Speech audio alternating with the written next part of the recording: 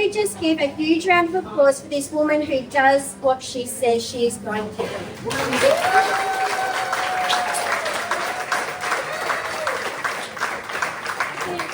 Everybody sitting here has always got these ideas of maybe I could do this, maybe I could do that, and Helen actually did it.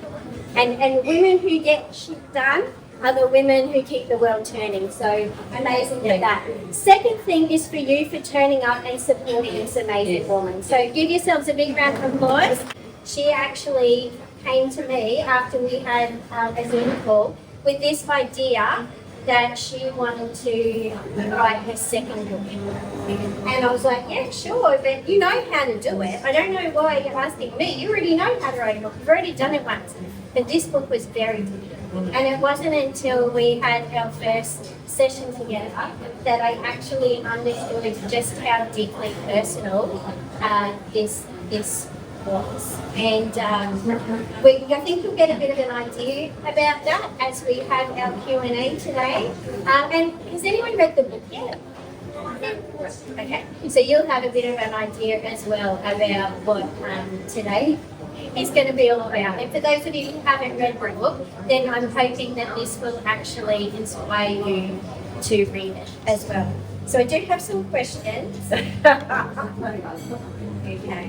So they're not curly questions. I think they're questions that you were quite prepared for me to ask. Maybe not all of them, but anyway. So the first one is, okay, you came to me and you said you want to write this book. It's not just any book, it's like this book. And you said to me that you thought initially that it was going to be about something quite specific. Yes. Which it didn't turn out being about. So do you want to talk a little bit about, back in our very first meeting, what you thought this book was going to be about? Well, I knew it was going to be a book that was going to create conversation, and I thought it was going to be a book around suicide. That is actually what I thought.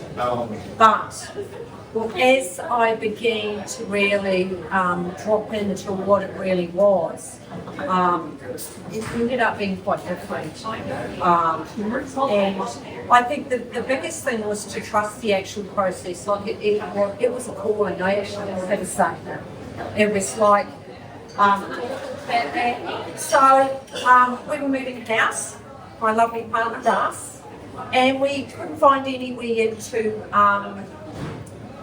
go and live. So it stirred up a lot of trauma, it stirred up a lot of this past stuff because growing up, we moved a lot. My sister Jenny. And it stirred up these feelings that I hadn't felt for a really long time, but I thought, oh, there's something in this. And it was just also, there was so many moving parts to this, and it's all about timing, in that it was stirring the stuff in me. And I also, my sister Lily, if any of you have read the book, she took her life. And it was her energy that was rushing through me, and her bossiness. She's very bossy, and it was like, you've got to write the book. And it was the courage through her that it just took hold, and I just knew. And on that podcast, it was about creativity. So at that stage, I had stirrings, but it wasn't at that stage. It was, I met with you, but I remember it was the beginning of April. It just all started coming together. I work in a financial health. I've got a couple of psychologists there, and I went out to dinner with them early, towards the end of last year. And beautiful Kylie, she didn't really know much about my story, and she started opening up at dinner, and she said, you need to write a book, you need to write a story. I knew I had this. I tried 10 years previous and full esteem ahead to anything. But I was scared shitless. I actually got a full body rash for 8 weeks. Terrified the hell out of me. I had a full esteem book, and I had my personal memoir, and I didn't have the courage and what I needed to be able to move forward with that. Cheryl Goodenough, beautiful editor, she said, what are you going to do, Helen? Full esteem ahead or your memoir? And I took the easy route. And I knew it was always there, and I parked it away, not really ever thinking it would be sprouted again. But it was just after my sister's passing And what I went through, I thought I actually had to share this with the world. I didn't know how or what it was going to look like. But it was, I called you and I said, I've got a book in me. And you said something about, well, when do you want to do it? And I said, well, I'm moving next week. She said, well, you want to wait? Well, I said, no, we'll do it a bit after. And I knew that I had to write it. Yeah. And why don't we, this is probably a really good time when we talk about the writing process. People think writing a book is easy. People, well, I guess how we do it. So, and I'll let you talk about your mistake, but basically we had one-on-one sessions where I go to Helen's work and we would just talk for an hour.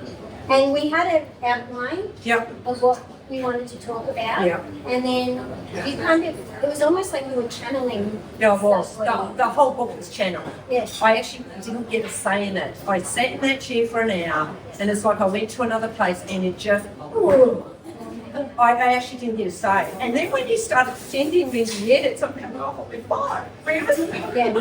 And then I had to start. Let's talk about that in a moment. Yeah. Because that's part of the process. Yeah. So the first part of the process was actually getting it out. The purge. The purge. The purge. It was purge. Yeah. And it was, it was scattered and it was all over the place. But it wasn't in chronological age. Yeah. So we worked it Yeah. out. And then I got the phone call.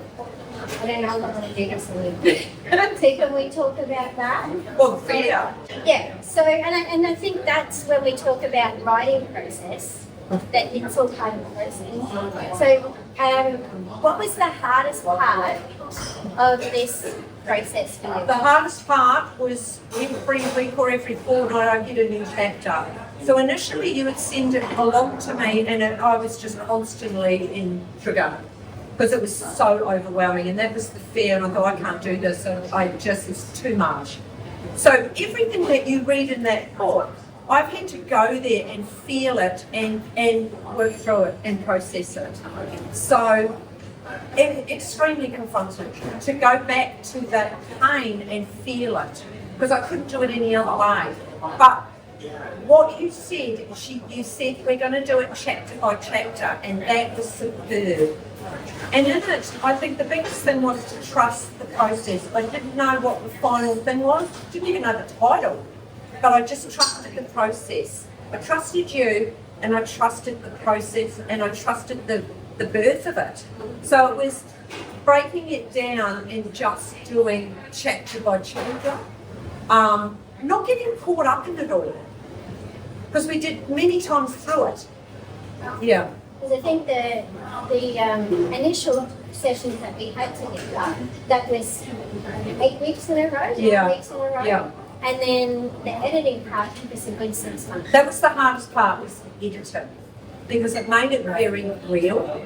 But also we had lots of moving parts to consider as well. Like this was a book that was written very much from your point of view, but also you were very aware that this was your story, but there were other people that you needed to be inspired. And that was one of the hardest parts, was what I was going to receive from particularly family.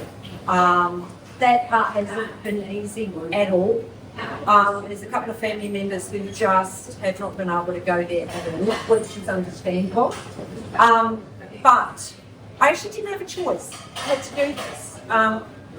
What it was the soul birth of it, and then my head got into it, and then the fear got into it, and upsetting people, and pleasing me, and people will reject me. So I had to work through all of that.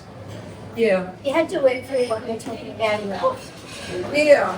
But you actually had to read the book yourself and do what the book told you to do. Yeah. So, and I know that process has changed. Changed your perspective. Do you want to talk a little bit about how your life has changed? Well, it has, because I hadn't realised how much trauma I was still hanging on to when I wrote it. There was a shitload of it. And it was through that process. I think one of the hardest parts is when I did put it out. and I asked various people for feedback, and it was very, very confronting getting the feedback. And so that part of me, I did spiral into, not a good place. But it was just learning to work through that. Whereas now I'm at a point, because I've processed and worked through all of it, it's a book I've written. I don't have any attachment to it. You either like it or you don't like it. You'll either get great things from it or you won't. It's quite extraordinary. Yeah. So I had a very strong abandonment wound. So for me, how I lived life is I was constantly hypervigilant, just checking the energy of the room. You know? I'm in Audi, I'm just checking, I'm reading energy. I thought I was fucking gifted because I read energy. I wasn't gifted. It was a trauma response to it because I felt unsafe. And I think the biggest key, and I don't know if that has come across, but after my sister passed, I was in so much pain that I was not going to go through what I went through with my brother, so I took myself away. And because I knew that the only way I could heal it was to go in. I knew that. So in me taking myself away and allowing myself to go to that place, I got to this absolute place of love. And I thought, wow. And so that's called embodiment. Look, a lot of you will already be embodied, but some of you aren't. I didn't even really know what it was. I knew I was searching for it. So when you come from trauma, you don't actually inhabit your body. This is not safe. So you live in your head. So the gift that my sister gave me was I had to get in the body and I had to heal that pain. And so that's what the book is about. And that's the message that I want to give. So for anybody who feels pain, who has trauma, and everybody does, it's being able to go there and be with that pain and to actually be curious of it and allow it. Does that make sense? Yeah. So I didn't know this when I wrote this book. I had no idea that this was going to come from it. I had about 180 titles. Every day I'd say, Russ, this is I think we have 3 different covers. Oh, I didn't know. I think just More than 3. Paid for 3 different covers. This is it. No, this is it. Oh. And I think that the absolute trust that you had in the process, I think is just what saved you. And it made you come out the other end. Yeah. Knowing that you had a book that you could then be not emotionally detached from, but you knew it was the truth. It was your truth. Yes. Everything in that book is your truth that you see. Yes. And then it doesn't matter what anyone else thinks. That's right. That's you. Yes. So I want to kind of highlight a few things that were my favourite things because I learned so much about doing this. And I think for me, one of the pivotal moments in the book, in the growing up chapter for me, was when you got the job at Dean's Garden. I was just like, oh my goodness. I was just like, somebody is there. Like I just, for me, that was just like I could take a breath because there's a lot that happens up to that point. And then whoever this Dean's Garden Way is, I just want to go and write quiet plans from them and go, thank you so much, you saved our family. Talk a little bit about how it was like, how it felt like regressing, I guess, into childhood health. So what do you mean? When with writing the book, you had to go back and relive. I wrote the book from which I did. That's so explain a little bit about how you did it. Because it wasn't from the head, it was from the soul, it was from the gut. You can't work this out. And so it was, I had to actually heart and soul go to those ages. Yeah, and so that's why it's so grappling after and out of the channeling part to go, I can't pull that out. You know, I mean, there were so many parts in it that I thought I cannot put that out to public. You're going to see that. But I think alongside it was when, for me, it was all about attachment. I'm attached to someone and then I feel wanted and I belong. whereas the attachment has now morphed into authenticity. You either like me or you don't. It's none of my business. So that's what I got from the book. Like, I think the best personal development you can possibly do is write a memoir. Like, wow, it's fascinating. Yeah, you really, I can't even really put it into words. And I think what I loved about it is you invite people to get to know you without an attachment of whether they like you. Yes. And so I'm just going to read to you a little bit about Dean's Garden Way, because for me, I was just like, thank you, I just needed to have a little ride on Dean's Garden Way. From the moment I set foot in Dean's Garden Way, I knew I had found my sanctuary. Surrounded by the soothing embrace of nature, I felt a sense of belonging that had eluded me for so long.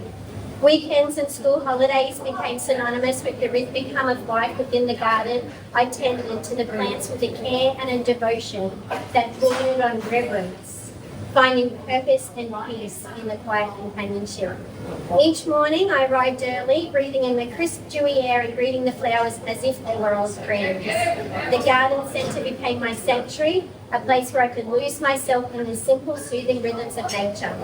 There was something healing about the routine. Watering the plants, pruning the leaves and watching them grow instilled a sense of calm and accomplishment that I hadn't felt in years. The vibrant colours and delicate petals were a constant reminder of life's beauty and mystery. Now, if you read the book up to there, the fact that this girl can feel beauty and resilience, I think, is a testament to just how resilient. So that was a really powerful moment. Yeah. The next part that I wanted to talk to you about is when you did in the book decided, this was Helen's decision, to add the healing in practice and a self-assessment purpose. Why did you decide to do that? I didn't want to make the book all about me. It was very much, and I've done the right thing there, because I've had people come to me, everybody's got different things from the book, and the questions just sort of jolt. And make the whole idea, I come back to why I wrote it, to create conversation, and that's exactly what was done. And those questions, if you choose to, helps you just go a bit deeper and look cool. One of my favourite ones, because we talked about this a lot when we were doing it, is remember it's about baby steps, baby steps, baby steps. Navigating inner wealth is having awareness in any given moment, accepting the cards you've been dealt and setting authentic goals in the direction you value, to know that it's never too late to create the connections and attachments that will support you. So how do you feel now doing this when part of you was thinking, oh, I'm too old, I can't do this, this is not the right time to do it? What kind of tipped you over the edge? Was it Lily talking to you? Was it because would you have done it without it? No. I think I got out of my head and just trust the process. I think as humans we can go into self-doubt and talk ourselves down. I didn't have a choice. You know what, when you lose a couple of siblings to suicide, you know that life, you don't know how long you're here for. And I didn't want to get to the end of my life and not do what I really knew I'm here to do. I think we all do have a calling, and it's up to us as individuals to listen to that. So it's timing, and when you get that tap on your shoulder, you can listen to it. It's like all the stars aligned, and I did not have a choice. Like Russ must have gone, what the hell? Like it says I'm writing a book. Bang! Off we go. Yeah. Can we get a big round of applause for Russ? Yeah. This book would not have been possible without Russ. No. So that was very, very clear. Yes. Because I would kind of break her, and then she'd go back to Russ, and Russ would have to put all the pieces back together. So sorry, Russ. You did a good job. The standing board got a bit wobbly, nearly fell over a few times, but the standing board was good. Well done. And that's the next thing I wanted to talk to, because you're very honest about your relationships with this book. Relationships with, yes, your family, but also your ex-husband. And, you know, that mediated a conversation because you were very open and honest with him. Yeah. And let him read the book before before it got him. And actually, I want to really acknowledge him because I wasn't going to put about my marriage in there. You know, a lot of you probably know I do marriage therapy, and he said, well, actually, you need to put it in the book. So I think the courage, and I really acknowledge him for that, because he said you will help a lot of people. There are so many people in long-term relationships who just stay in it. But I also acknowledge I am the person I am because of him. I was a kid when I got with him. I grew up in the relationship and I outgrew him. But I total respect for him because I am who I am. Because he created, you know, I was attracted to his strength, his masculine, strong energy, which I didn't have when I got with him when I was a kid. So very, very grateful. And you got your awesome boys now. Yes, two of my sons here. Got to shine the torch on you. And didn't you have a conversation in the driveway or something with him? But he said, yeah, go for it. It was all We the had a conversation in the driveway. No, it actually ended up being at my son's house. Sort of the stars aligned, and we ended up unpacking our marriage. And he said, "You need to put it all in the book." So yeah, very, very grateful to him. And the next part that I wanted to talk about is the adoption element. And for a lot of people, I think that grief that comes with adoption is something as well that isn't spoken about. No. So, because originally that wasn't in the book. No. It was only a book about suicide. Yeah. So when did you kind of think actually this isn't about suicide, this is not? Well, it became quite clear that we need to do a chronological order, and it's at birth. Yeah. Look, and I became a counsellor because I thought I'm going to work with the adoptees. Most adoptees don't even want to go there; it's too painful. So I just worked with Main Street. And so many people had abandonment, rejection wounds. But I have done years and years and years of inner work around my adoption because there's a self-rejection that happens. You don't know how to self-soothe, have compassion, have kindness for yourself. Because you just don't. Yeah. Yeah. And I think being open to honouring the story was something that kind of happened, because a lot of the times people will come to me and say, I want to write a story about this. And then we'll do 1 or 2 sessions and I'm like, that's not actually what the story about. Yeah, that's fine. And you came to that realisation all on your own. Oh, look, like I say, I channeled it. I didn't actually have to say. It was later on when I wanted to scuttle them away and for all to disappear. Because I got into my head and I got into my fear and I got into my self-doubt. And the biggest thing is putting yourself out there to be rejected. Yeah. And another part of the book as well is acknowledging just how difficult it all was. So I'll read this bit to you. It wasn't easy. It isn't meant to be. Anyone who says any different is trying to sell you something. It demands courage to confront fears of rejection, to dismantle the old patterns of seeking validation through external measures, and letting go. I had to trust in my own worthiness, independent of others' opinions or expectations. Slowly, as I immersed myself in continued self-discovery and personal growth, I began to cultivate a deep sense of inner wealth. It isn't about material riches or external successes. It was about the richness of my own self-acceptance, self-love, and self-trust. These were the treasures that no one could take away from me, no matter what life threw my way. Round of applause.